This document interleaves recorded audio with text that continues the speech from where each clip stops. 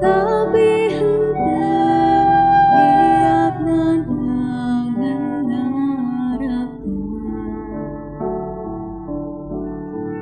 Dosa abdi sabartos kesiksaanna, mugi Gusti ngahapunten sadayana.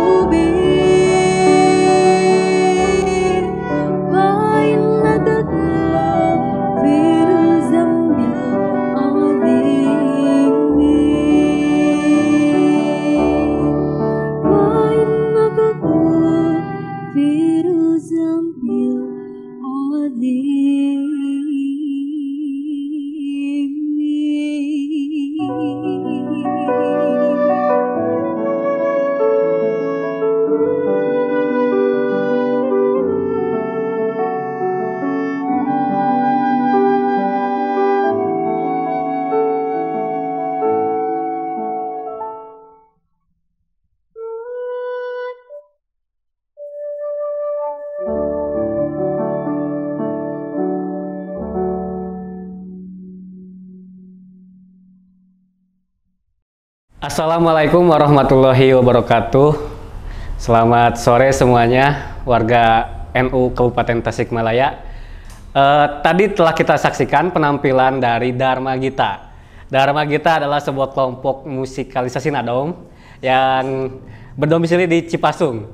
Dipunggawai oleh tadi pemegang biola ada Eki Noval Pauji, lalu piano Bu Oci, lalu pemain suling Rai Sidik, dan vokalisnya adalah Aul. Tadi itu menyanyikan lagu Al-I'tiraf. Jadi lagu Al-I'tiraf ini juga nada-nadanya itu adalah mengambil dari nada-nada yang sering digunakan di nadoman-nadoman Ibu Haji Edeh Mih gitu ya. Dan nanti kita akan membahas lebih lanjut terkait nadoman. Oke, mari kita panggil narasumber kita pada kesempatan hari ini. Yang pertama adalah Arif Zainal, MSN, Magister Seni dari ISPI Bandung. Mangga, Kang Arif. Ya, Kang Arif ini adalah Magister Seni dan tesisnya itu membahas tentang nadoman mie.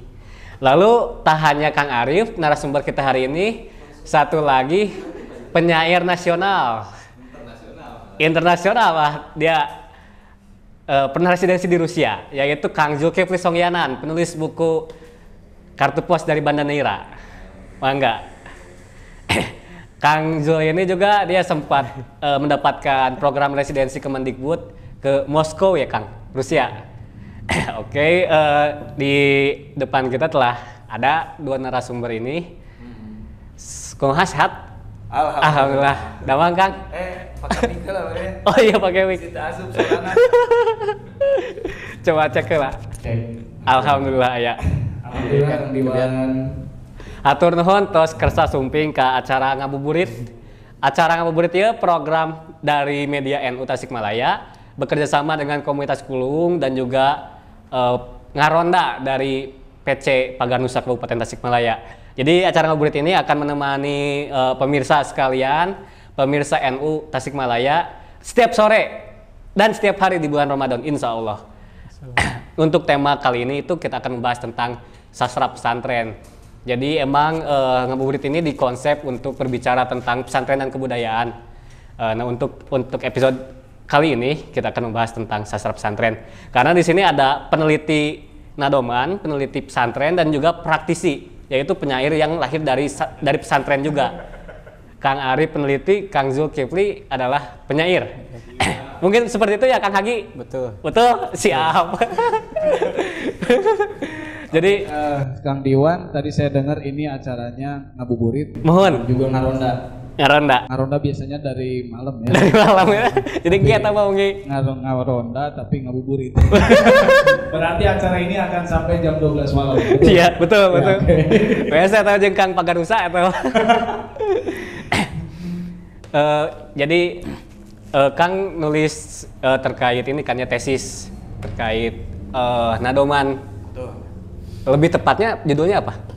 Oke, pernah saya meneliti di pesantren Cipasung tentang nadoman, sehingga dari penelitian itu keluarlah judul Habitus Masyarakat Nadoman. Oke. Habitus Masyarakat Nadoman, Majelis Taklim Samrotul Fuad, Pondok Pesantren Cipasung, itu lengkapnya. Jadi memang penelitiannya waktu itu lebih ke habitusnya. Gitu. Jadi yang akan kita bicarakan di sini adalah habitusnya. Habitus masyarakat nadoman. Ada ya masyarakat nadoman gitu ya? Ada ya? Ada masyarakatnya nadoman. Ya, karena orang tahu nadoman itu apa, tapi banyak yang tidak tahu bagaimana melagamkan nadoman. Dan bagaimana nadoman itu mengkonstruksi sosial ya? Bagaimana nadoman itu ternyata bisa mengkonstruksi sosial. Orang banyak yang tidak tahu itu. Bahkan ya nadoman. Bahkan bisa jadi seperti ini. Itu padahal sholawatan. Yang dibacakan itu adalah sholawatan misalnya, dianggapnya nadoman we. Jadi emang sok tumpang tindihnya antara nadoman, dangding, siiran. Nadoman dianggapnya sholawatan. Heeh. Kan al-itirob, contohnya al-itirob. Ilahi lastulil firdosi ahla wala aqwa ala naril jahimi. Belah mana sholawatanana? Tapi mungkin ada orang yang Datang ngebahas Rasul ya? ada orang yang menyangka oh sholawatan ilahilas. Itu udah salah gitu. Karena kalau sholawatan itu khusus, sholawat itu kepada Puji-pujian kepada Rasul. Rasul gitu dalam permohonan syafaat, memohon syafaat, itu intinya dari sholawat. Sebelum jauh membahas tentang tesis ya Kang, jadi kan kebudayaan pesantren gitu ya, mempunyai banyak aspek. Misal dari musiknya, dari sastranya gitu ya, dan teruntuk sastra gitu, yang sering kita dengar dan mungkin memasyarakat adalah nadoman. Nadoman itu. Nadoman, siiran, dangding, dan itu kadang sering ini kan, sering tumpang tindih antara misalnya tadi Kang Arif bilang sholawatan tapi disebut nadoman, ongko nadoman tapi disebut sholawatan. Mungkin itu bisa kita jernihkan gitu ya. Etimologi itu. Jadi definitifnya gara-gara disebut peneliti jadi kudu definitif. Oke, padahal sehari-harinya saya nge-MC. Jadi seharusnya saya yang duduk di situ, Kang Dewan. Lagi saya harusnya duduk di situ, bukan di sini. Oke. Terkait sastra di pesantren. Betul, nadoman itu mengandung nilai sastra. Cuman untuk lebih dalamnya lagi nanti akan dibahas sama Kang Jul ya. Bagaimana nilai-nilai sastra yang hadir di pesantren. Mungkin bukan hanya nadoman, tapi nadoman pun mengandung nilai sastra yang tinggi menurut saya. Karena di situ banyak juga makna-makna yang tersirat sehingga mampu mengkonstruksi pikiran individu maupun masyarakat secara lebih umum ya. Contoh halnya ada kalimat misalkan nadoman yang nonem ini ya. Gunung-gunung dihiberkeun, cai laut dibahekeun. Coba itu. Gunung-gunung dihiberkeun, cai laut dibahekeun. Itu menggambarkan proses kiamat gitu kan. Artinya Apokaliptik. Artinya si pencipta nadoman tersebut membayangkan kumaha sih proses kiamat sesuai dengan apa yang ada dalam kitab mungkin ya yang dijelaskan ataupun dalam Al-Qur'an yang kemudian dia sederhanakan. Nah, begitupun nih melakukan itu di Cipasung. Ada salah satu nadomannya yang bukan hanya al-itiraf, yang mengajak kita untuk traveling. Nah, nadoman kerinduan nih untuk pergi ke tanah suci, gitu. Jadi semua apa yang dinikmati ketika ziarah ke tanah suci ditumpahkan di nadoman itu, dan kemudian di nadoman itu pun di nadomannya ada harapan atau doa bisa kembali lagi ke sana. Kecintaan kepada Rasul, kemudian kecintaan ke tanah suci untuk beribadah di sana, itu ditumpahkan di situ. Nah, nadoman itu bisa seperti itu gitu. Ya lebih teori sastranya saya kurang paham Kang Jul. Kalau untuk ke situ ya. Tapi unik itu nadomannya.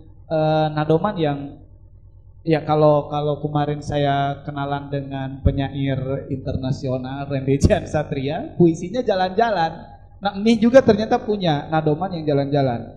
Nadoman sebagai doa untuk dapat beribadah haji ke Baitullah. Ini nomor berapa ya? Saya lupa lagi nomornya. Nomor 5. Ada banyak ya? Ada banyak, karena ada 9 ini Kang Diwan. Nadoman khusus official gitu ya, resmi di setiap kegiatan Majelis Taklim Samratul Fuad. Ini nadoman official. Jadi mungkin kalau teman-teman belum ngerti, Mih yang dimaksud di sini adalah Ibu Hajah Dedeh Muadah, yaitu beliau adalah istri dari mantan Rois Am PBNU Kiai Haji Muhammad Ilyas Surhiyat. Eta panginten Mih Abdi gitunya, nenek. Oh nya. Aduh geuning abdi teh ngobrol sama incuna Gusti teh. Allahumma gfirlaha nya, mudah-mudahan Mih diampunkan sadaya dosa-dosana. Oke, kamu incuna janten barokah. Amin, amin, amin. Bismillahirrahmanirrahim. Bismillahirrahmanirrahim. Alhamdulillahirabbil alamin arrahmanirrahim maliki yaumiddin iyyaka na'budu wa iyyaka nasta'in ihdinas siratal mustaqim siratal ladzina an'amta 'alaihim ghairil maghdubi 'alaihim waladdallin.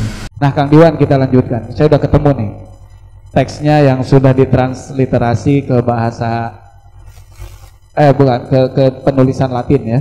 Karena tulisan aslinya itu ini menggunakan Arab Pegon. Itu aksara Arab Pegon. Saya bisa sih bacanya. Yuk kita coba baca. Menggunakan Arab Pegon nih. Menggunakan Arab Pegon. Ini di sini ya. Teksnya di sini ada, ini Arab Pegon ya.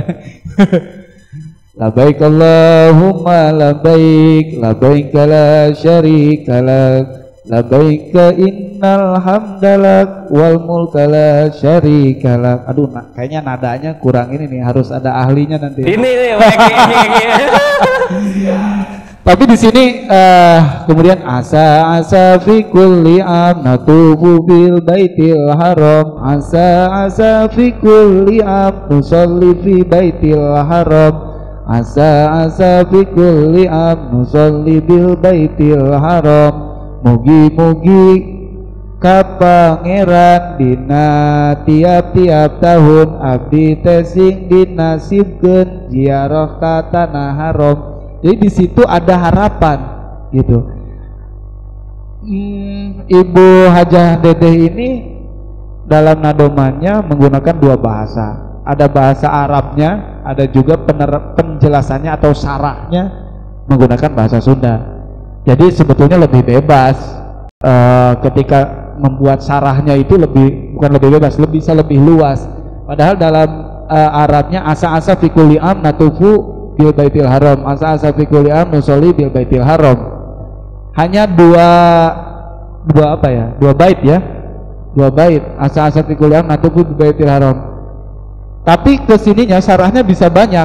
Mugi-mugi ka pangeran dina tiap-tiap tahun abdi teh sing dinasibkeun ziarah ka tanah haram. Salat di Masjidil Haram, tawaf di Baitil Haram, di Hijir Ismail salat, sareng ka Gusti munajat, salat di Makom Ibrahim dan lain sebagainya gitu. Padahal dari dua bait yang berbahasa Arab. Asa-asa bi kulli am natufu fi baitil haram. Natufu itu kalau nggak salah artinya menetap ya, menetap gitu ya. Bener nggak menetap? Pakar bahasa Arab Hagi muter. Tawaf ya, dari tawaf berarti ya, natufu berarti ada di sekitar Masjidil Haram. Nabi di sini menggambarkan kegiatan yang pernah dilalui di Masjidil Haram dan apa saja yang harus dilakukan di Masjidil Haram. Harapannya ke situ ya, yang saya baca dari nadoman. Mungkin kita beralih ke Oke. Kang Zul ya gantian. Boleh gantian. Bisi ngawur tuh. nanti bisa balik lagi. Iya oke. Iya. Silakan. Dari penelitian tadi dari terkait habitus itu ya, ada salah satunya ada modal, itu ada modal, terus ada kultural. Nah, dari kultural itu bagaimana itu dari modal kultural itu bisa jadi dari yang kultural tadi, yang dari kultural habitus itu bisa jadi modal Kang Zul gitu untuk berkesenian dalam arti dalam berkegiatan bersastra gitu ya secara luas. Tadi juga dalam syair itu dari dua bait bisa jadi sarahnya tuh bisa banyak jadi beberapa bait gitu dalam puisi gitu atau dalam sastra kayak gitu. Sepengalaman Kang Zul itu dalam mempraktikkan itu dalam berkesenian itu bagaimana itu Kang sharing? Assalamualaikum warahmatullahi wabarakatuh. Waalaikumsalam. Ini mungkin saya fleksibel gitu ya jawabnya kemana-mana gitu. Jadi untuk soal mungkin soal tadi nazom itu mungkin ada di alam bawah sadar saya gitu ya. Bagaimana misalnya sebelum pesantren pun misalnya saya tinggal di Singapana di Panayagan situ, itu ada nadom-nadom yang bekas gitu di kepala misalnya. Mugi Kanjeng eta nadom nanti. Mugi Kanjeng Rasulullah rasanya hati sadar. Ya. Nadom ya. Nadom ya. Nah, itu salah satunya itu misalnya. Nada itu membekas lama, terus apalagi ya. Jadi ingatan terhadap kepekaan terhadap kata-kata mungkin ya, jadi sensibilitas terhadap kata mungkin terbangun dari itu. Saya pulang sekolah SD di SD 6, terus lewat selokan ada kolam gitu, terus dari kejauhan terdengar suara pengajian itu ya, suara nadom itu. Nah, saya kemudian pesantren saya di Salawu di Rancak di Nurul Amanah, satu sekolah sama Kang Harif. Satu sekolah ya, sama pesantren ya. Orang mah SMA ke Cipasu. SMA ke Cipasu, SMP. Ini yang mungkin nanti akan jadi apa ya?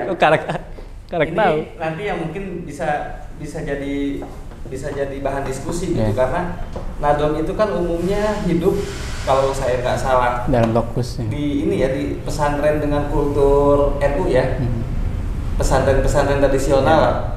Nah, sementara saya sekolah di pesantren terpadu gitu, di pesantren terpadu.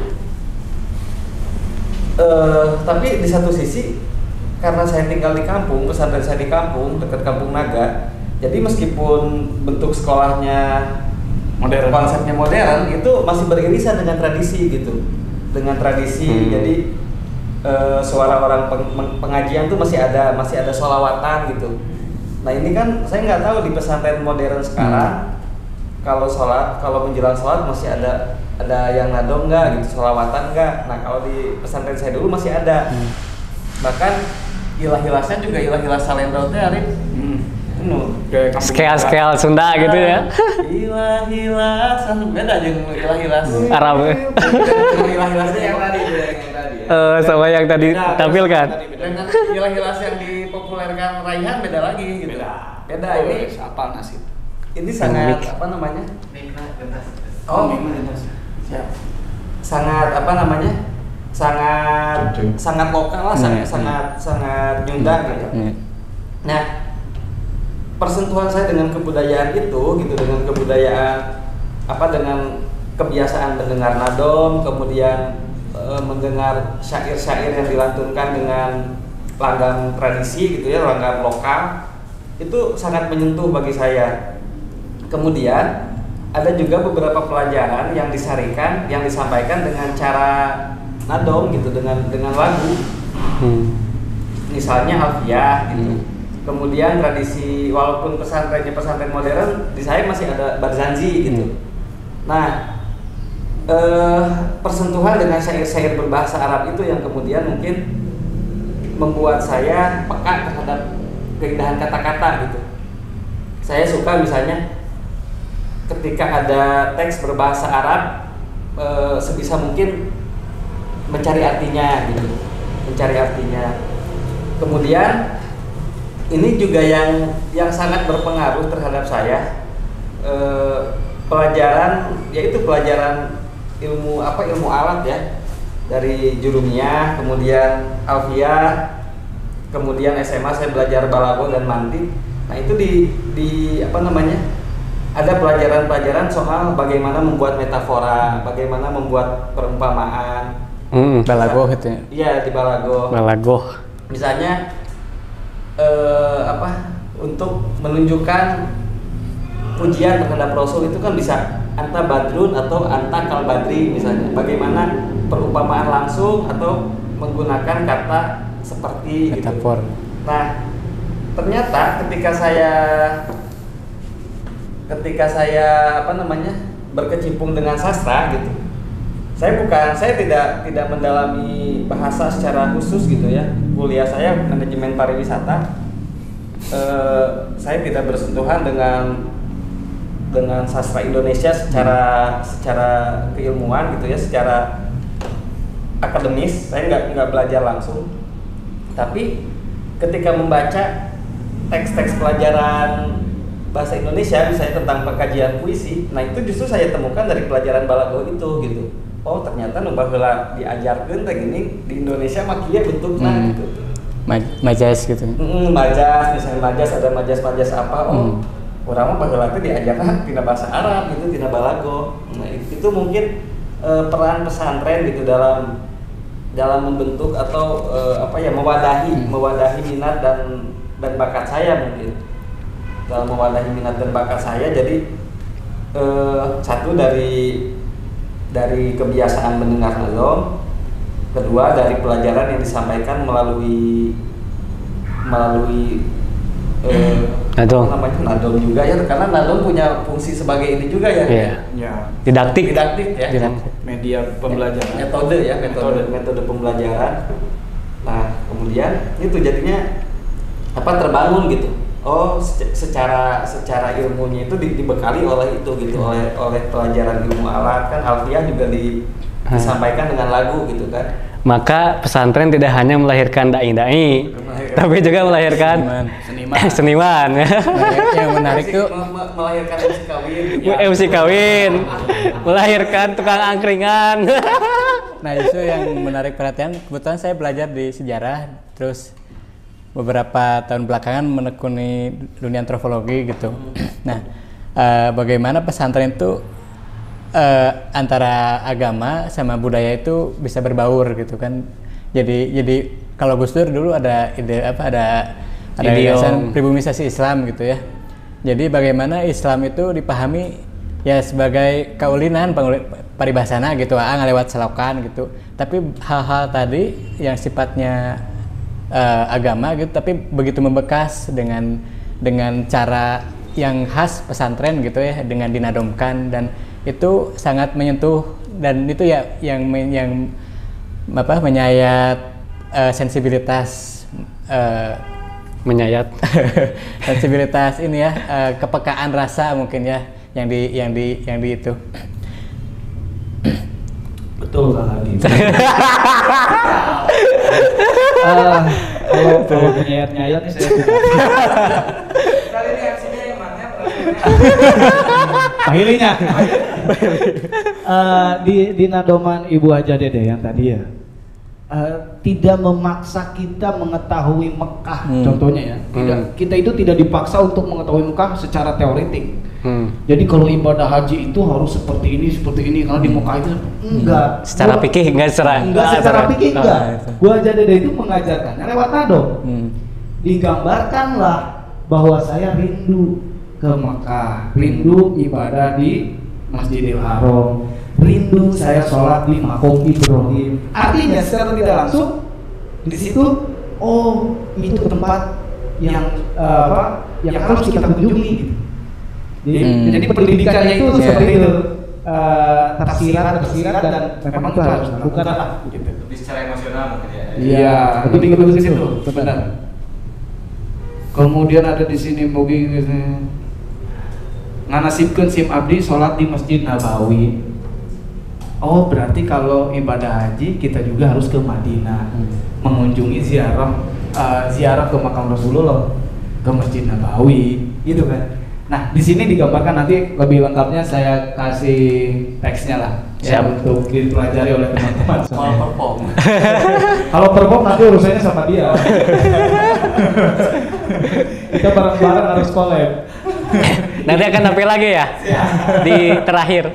Terus tadi mohon maaf Kang Ijul ya. Tadi ada singgungan tentang modal yang diutarakan oleh Kang Hadi tadi. Pada dasarnya setiap arena itu atau setiap lokus itu adalah arena pertarungan. Setiap orang itu berhak untuk bertarung, ya, bertarung untuk menciptakan habitus. Dan dengan nadoman yang diciptakan oleh Bu Haji Dede Fuada ini, Bu Haji Dede sebagai orang yang biasa berhasil mengalahkan petarung-petarung yang ada di sekitarnya, sehingga dia menjadi pencipta habitus, menjadi agent yang menciptakan habitus itu. Dan itu begitu kultural ya, nggak gontok-gontokan. Nggak gontok-gontokan, karena yang disebut petarungnya juga kita nggak jelas ya siapa. Di sini bisa aja kita semua bertarung nih. Kita semua di sini bertarung untuk menciptakan habitus, karena arena itu secara terbuka adalah untuk pertarungan. Istilahnya seperti itu. Nah, Bu Haji Dede dengan 4 modal yang saya ketahui, yang pertama modal kulturalnya, kemudian modal sosial, kemudian modal simbolik, dan modal ekonomi tentunya.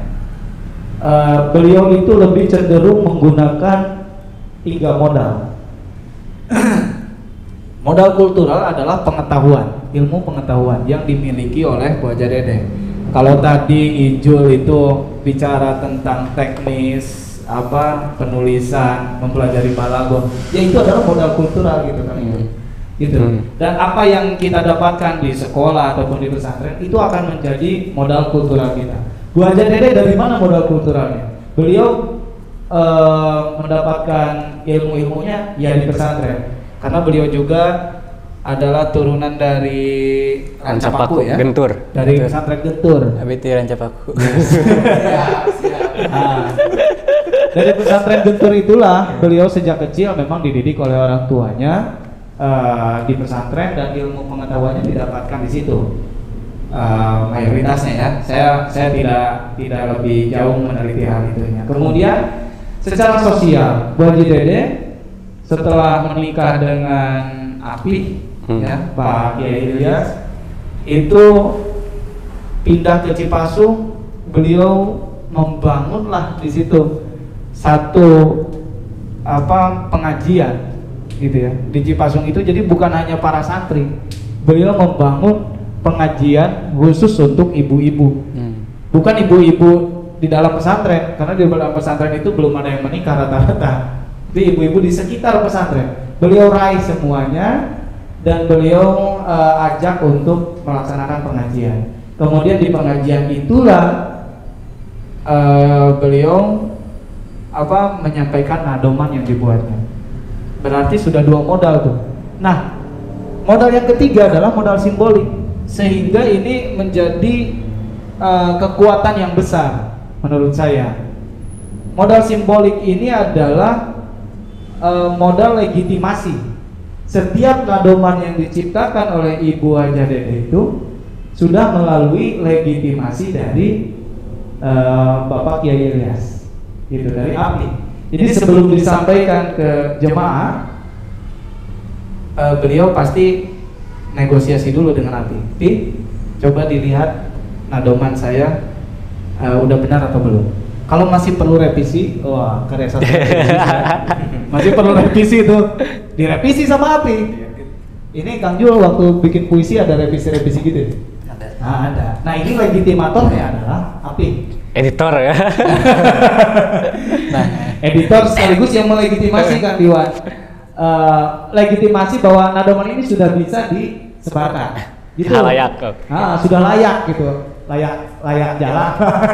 Nah, tadi kalau itu nadom itu dalam konteks tradisional, katakan aja dalam konteks tradisional pesantren. Nah, terus seiring berkembang zaman gitu, era modern hari ini, katakanlah saya bisa tahu atau pernah dengar ataupun saya menikmati puisi karya Kang Acep Jam-Jam, contoh puisi Cipasung. Nah, dan itu lahir dari lokus ya, dari lokus pesantren, tapi masih bisa dinikmati masyarakat luas. Tadi kayak Mi menciptakan sastra terus dilegitimasi oleh API, terus bisa membawa masyarakat pengajian gitu ya, nadoman. Nah, kalau di kalangan sastrawan gitu kan, Kang Acep nih satu contoh gitu, di konteks sastra modern gitu ya, dan itu lokusnya pesantren, ciri khasnya gitu, dan dia agak terlepas dari itu beliau. Nah, kalau di kalangan sastra itu ada corak yang membedakan untuk melihat karya sastra di pesantren dari orang pesantren itu gimana Kang kira-kira?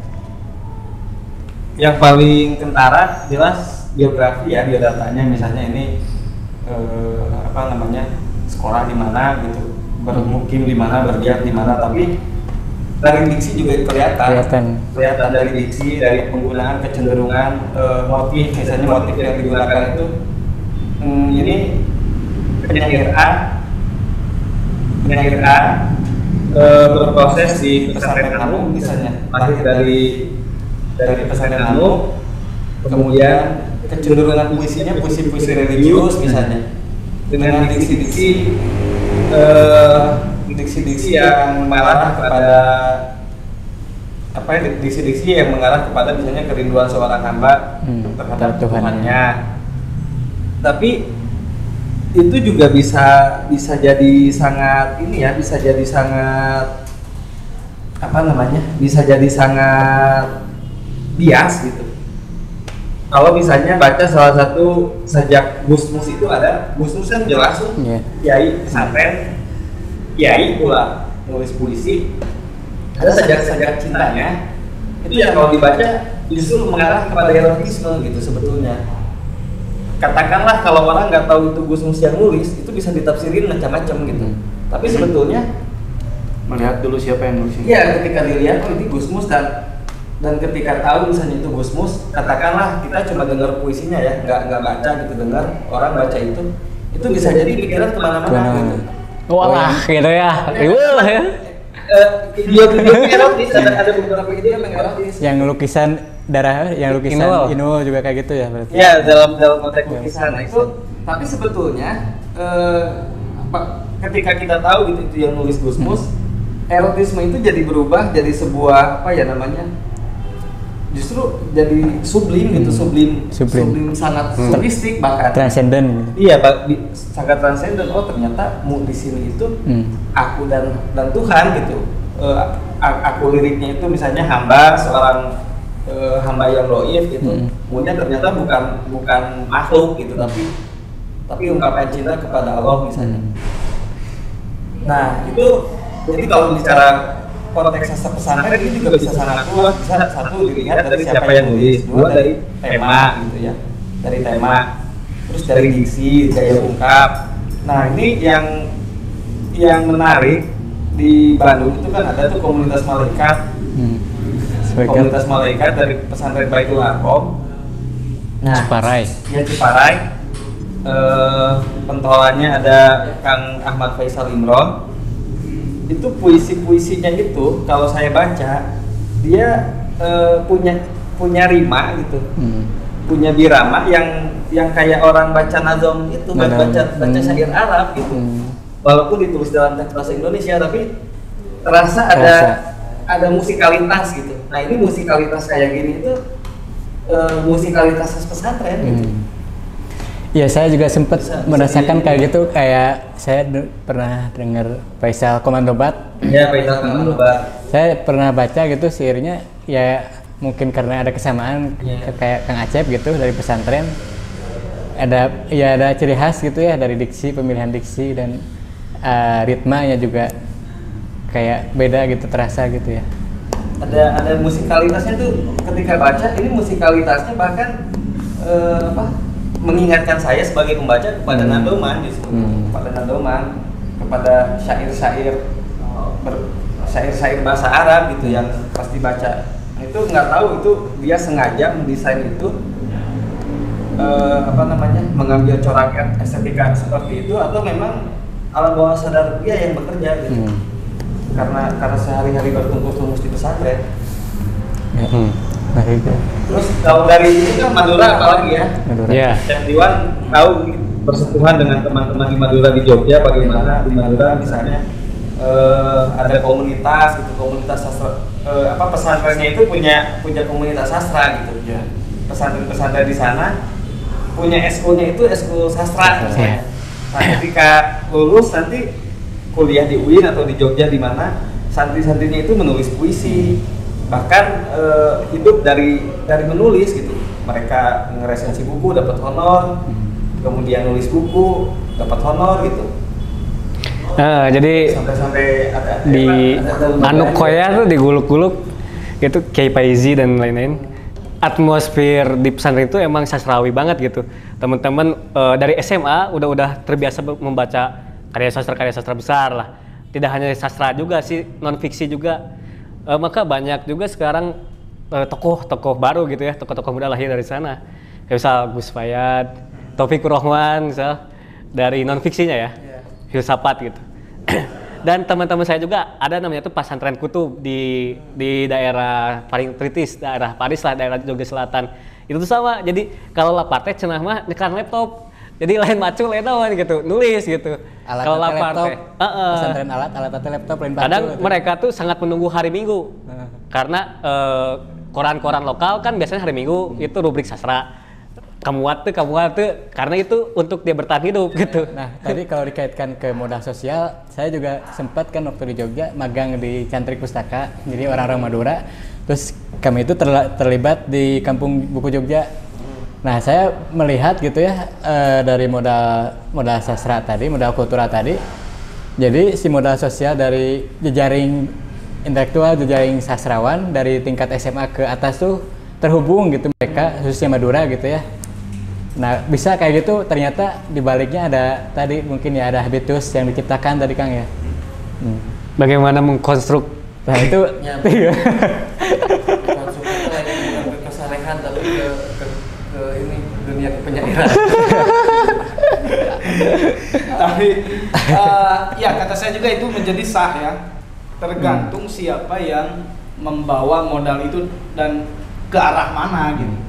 Kalau tadi akhirnya misalkan di satu pesantren itu ada ekskulnya sastra dan menciptakan penyair-penyair, ya itu sah saja, artinya si agent habitusnya itu dia memang mengarahkannya ke situ gitu, memberi arahannya ke situ, maka budayanya akan tercipta seperti itu karena habitus itu salah satu teori menciptakan budaya. diciptakan berarti ya. Iya, karena budaya itu memang diciptakan. Bukan ketidaksengajaan itu budaya itu. By design. By design, saya percaya budaya itu by design. Bukan ketidaksengajaan, karena ada itu. Apalagi yang terakhir itu nanti ada modal ekonomi. Nah, modal ekonomi itu kalau untuk menciptakan budaya bisa jadi penunjang awal, bisa jadi penunjang akhir, tergantung yang mau menciptakannya dia menghendaki seperti apa. Karena para kaum kapitalis itu tidak mungkin modal sosial yang didahulukan, tapi modal ekonomi kan. Iya. Tapi kalau seperti kita yang kaum apa nih kita? Kaum murakan. Kaum murakan atau Kaum sarungan. Proletar. ya proletar boleh. Kaum miskin. Biskuit ya itu modal sosial sama modal kultural kayaknya lebih pas gitu ya buat kita. Andalan. Terlebih lagi ini memang bahaya kalau bawa-bawa modal simbolik. Bahaya bisa hanya mengaku-aku Claiming. ya, atau saya membangga-banggakan, saya santri Cipasung nih, saya pernah belajar nih sama Pak Yulias, saya bisa menulis gini karena belum tentu yang dimodalkan oleh kita itu mengiyakan kita. Nah itu bahayanya. Jadi modal simbolik itu akan atur sebetulnya. Orang melihat, oh ternyata di belakangnya itu. Itu bisa toko, bisa tempat berarti ya simbolik kali. Biasanya tokoh. Lebih tepatnya ke tokoh kalau simbolik itu. Lebih tepatnya ke tokoh. Yang mempengaruhi Kang Ijul ini ada pasti. Sastrawan yang mempengaruhi pikirannya Kang Ijul ini pasti ada. saya tidak tahu siapa. Yang mempengaruhi pikiran filosofisnya Kang Diwan ini pasti ada. Yang belum tentu bapaknya, padahal bapaknya sebagai tokoh kan. Kang Acep itu sudah jadi sebagai tokoh, tapi orang belum melihat, oh ini modal simboliknya Kang Acep nih. Belum tentu melihat seperti itu. Gitu. Itu modal simbolik. Oke. Begitu Kang Iwan. Siap, Kang Arif. Jadi tadi udah berbicara ya tentang nadoman, terus kita bergeser juga ke bagaimana menjadi penyair lah gitu ya. Kayak bagaimana impresi dan pengalaman Kang Zul, kepenyairan Kang Zul gitu. Mungkin kita akan membuka sesi pertanyaan dulu ya. Boleh. Para mustami. Ya, Pak. Ini teh podcast atau diskusi? Jadi ini tuh membuat format baru pengennya tuh. Jadi di sini ada mustami dan ini tuh ingin mencari metode baru karena di pesantren kan biasanya satu arah. Benar. Nah, ingin mencoba satu terobosan bahwa misal kiai berbicara, santri bertanya gitu. Pak Kiai. Oke. Kang santri. Ada berapa ribu santri ini di sini? Bisa perkenalkan diri pakai mix. Menciptakan habitus.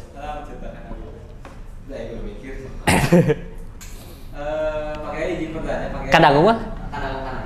Oke. Pakai izin bertanya. Nggih. Dia santriku gitu. Oke. Ini bertanya tentang sebenarnya kesusastraan sih saya. Jadi pengen Kak Ijul. Tapi kenalan Pak, Kang Arif juga dijawab. Masalah yang tadi mungkin ada puisi yang mempunyai musikalitas, saya agak kurang paham. Kalau mungkin rima ada puisi yang berbunyi gitu. Kalau puisi yang bermusikalitas itu yang seperti apa sih rasanya gitu? Apakah itu hanya yang dirasakan oleh individu ketika kita membacanya, jadi kita teringat dengan suatu lagu, kalau misalnya lagu mungkin atau bunyi atau yang seperti itu, atau seperti apa puisi yang punya musikalitas itu seperti apa? Itu aja pakai Jul menginter. Oke, terima kasih Kang Eki Nopal Pak Uji. Mantap. Ke Kang Izo ya.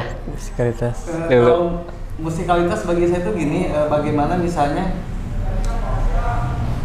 komposisi hurufnya itu, komposisi diksinya itu enak didengar gitu, melodius. Nah itu tidak hanya dibangun dari rima akhir, tidak hanya dibangun dari rima akhir yang AB misalnya, tapi juga ada istilah rima dalam. Nah, rima dalam ini bagaimana bunyi gitu ya, diksi di tengah-tengah baris, di tengah dalam bait, nggak harus selalu di ujung, itu menciptakan satu musikalitas tertentu. Misalnya yang paling kentara puisi Gunawan Muhammad, ini bukan puisi pesantren tapi seperti kau basuh aku dalam desah asap saunamu misalnya. Itu kan bunyi SS-nya itu kentara gitu. Nah, seperti kau basuh aku dalam desah asap saunamu, itu nggak di ujung tapi di dalam. Itu ada SSS, nah itu membangun musikalitas tertentu gitu. Nah dalam puisi Ahmad Faisal Imron ini bisa kalau saya ada bukunya bisa dibacain sebetulnya. bagaimana satu puisi itu membangun irama gitu ya, ada musikalitas tertentu yang dibangun dari komposisi huruf-hurufnya. Itu bisa dari kayak tadi, kalau tadi kan huruf dominannya S gitu. Nah ini kalau dibaca tuh kayak ada tinggi rendah nada gitu. Dan ini yang saya pelajari, saya bisa sampai pada kesimpulan itu karena ketika misalnya saya mempelajari ulumul Quran itu diceritakan dijelaskan bagaimana ada huruf-huruf berat gitu. Huruf-huruf ringan, misalnya huruf-huruf berat kecenderungannya ayat-ayat tentang azab misalnya. Terus ada ayat-ayat yang ringan nanti tentang surga yang manis-manis lah, kayak Al-Hab itu kan berat tuh hurufnya. Itu kan cerita tentang orang durhaka kan. Abu Lahab. Tabat yada Abi Lahabi wa tab atau bunyi-bunyi berat lah. Nah, dalam puisi Ahmad Faisal Imron saya menemukan kecenderungan seperti itu. Huruf-huruf yang ringan di lidah gitu ya, di mulut, enak gitu. Imajinya enak gitu, imaji tentang sesuatu yang indah. Imaji tentang sesuatu yang menyejukkan gitu. Sementara ketika dia menggunakan diksi-diksi dan huruf-huruf yang berat di mulut, itu citraan-citraannya juga citraan-citraan gelap gitu.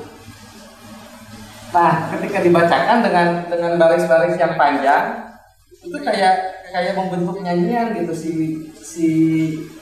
bukan hanya citraan visual yang tergambar, tapi citraan auditif juga. Citraan pendengaran juga sangat ini, karena Ahmad Faisal Imron juga memaksimalkan itu gitu. Jadi dalam puisi itu kan ada citraan visual, bisa jadi bagaimana satu kata itu bisa dibayangkan secara visual. Misalnya kalau nulis sebuah kubah gitu, itu masuknya citraan visual karena kita ketika ngomong kubah tergambar kan bentuk kubah. Tadi itu banyak citraan auditifnya juga banyak. Misalnya decitren misalnya, atau rintik hujan kayak gitu kan, itu citraan auditif. Atau tulisan dua kubah suci itu gitu ya. Dua kubah suci. Ya, itu sekaligus sensual. Kacau, rek buka puasa, Tergantung tampilannya. Bener sih. Dua kubah sucimu. Tapi tadi sambil gitu tadi. Ada gerak tangan. Ada gestur yang perlu kita baca juga. Bagaimana Kang Eki? Mangga. Siap. Iya, santriku. Ini karena tentang nadom ya, Mas Kiai. Mungkin saya ingin bertanya tentang efek atau dampak dari nadoman tersebut di pesantren. Yang di pesantren dampaknya kepada masyarakat itu apa gitu, Pak Kiai? Dampak nadoman di pesantren di pengajian yang majelis Ibu Dedek sama untuk mengadakan event terhadap masyarakat sekitar gitu. Apakah ada memang dampak dari segi emosional, psikisnya, atau dari segi apanya gitu Pak Kiai? Mohon dijelaskan. Oke, ini udah kayak mengulang sidang tesis waktu itu ya. Dosen berarti. Apa dampaknya? Iya, nadom tuh Ya bisa. siap, Fatur.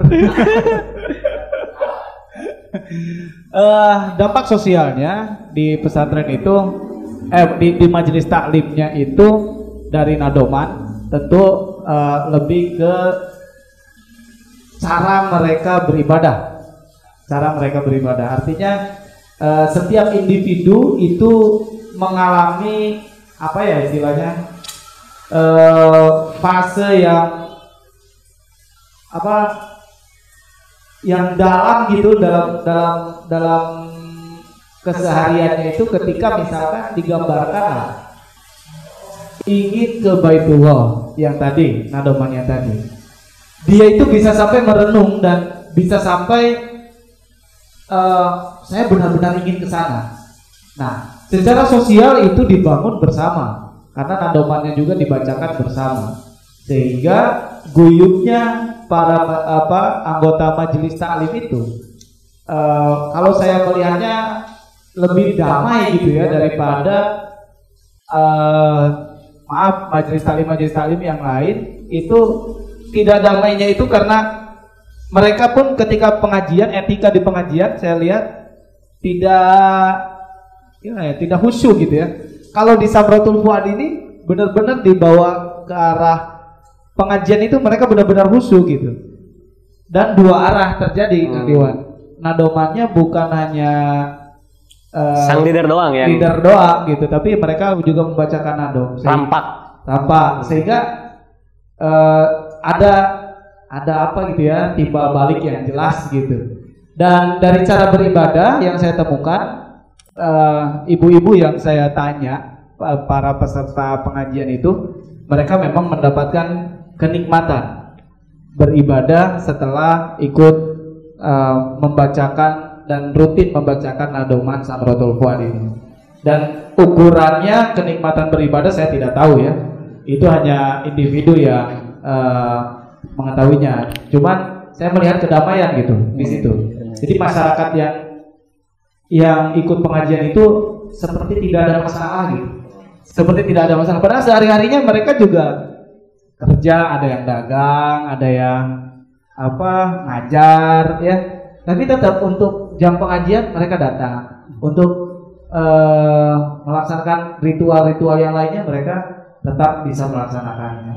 Itu sih. Oke. Terus konstruksi sosial lebih ininya ya teman-teman sendiri bisa melihat di Cipasung seperti apa.